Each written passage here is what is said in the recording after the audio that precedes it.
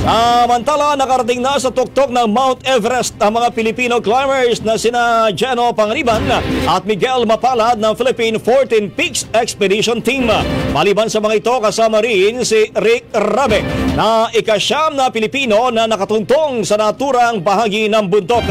Ayon sa grupo, ang milestone na iyon ay hindi individual success kasunod ng pagkakasawi ng kasamahan nilang si PJ Santiago. Sa bagaman, hindi umano nito narating ang summit, sinabi ng kanyang team na ginawa ni Santiago ang lahat para sa pangarap na makatuntong sa tuktok ng may pagmamahal, tiyaga at buong dangal para sa Pilipinas.